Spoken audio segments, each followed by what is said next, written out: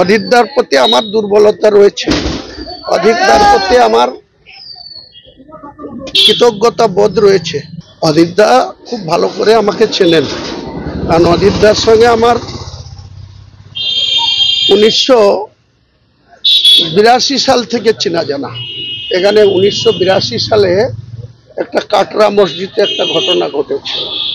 তখন অধীরদা সরাসরি রাজনীতিতে আসেনি।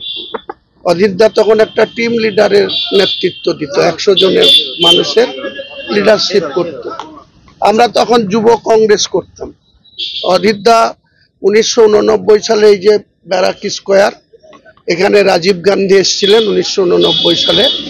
রাজীব গান্ধীর হাত ধরে অধীরদা কংগ্রেসে জয়েন করেছে। তার আগে অধীরদা ফরওয়ার্ড ব্লক করেছেন, আরএসপির সঙ্গে সুসম্পর্ক রেখেছেন, তুষার বাবুদের সঙ্গে রেখেছেন, শেখর বাবুদের সঙ্গে রেখেছেন, এসব ছেড়ে দেন। কিন্তু কন্টিনিউ 1989 থেকে অবধি তিনি কংগ্রেস করছেন, কংগ্রেসের বলিষ্ঠ নেতৃত্ব দিয়েছেন।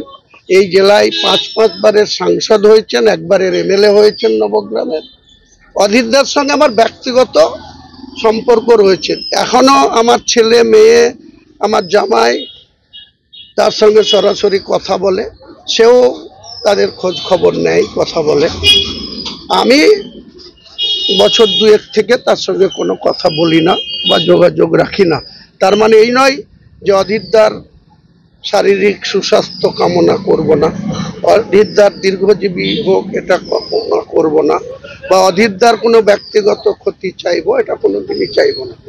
অধীরদা যেটা ভালো মনে করেছেন বলেছেন, সেটা নিয়ে আমার কোনো বক্তব্য নেই।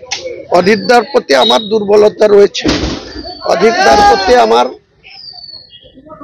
কৃতজ্ঞতা বোধ রয়েছে, কারণ অধীরদাই আমাদেরকে একসময় এই জেলার রাজনীতিতে, যখন অনেকেই আমাদেরকে পছন্দ করতো না, অনেকেই আমাদেরকে টেনে ধরে নামিয়ে রাখার চেষ্টা করত, পিছিয়ে রাখার চেষ্টা করত, তখন অধীরদাই আমাদেরকে অনেক গুরুত্ব জায়গায় তুলেছিল।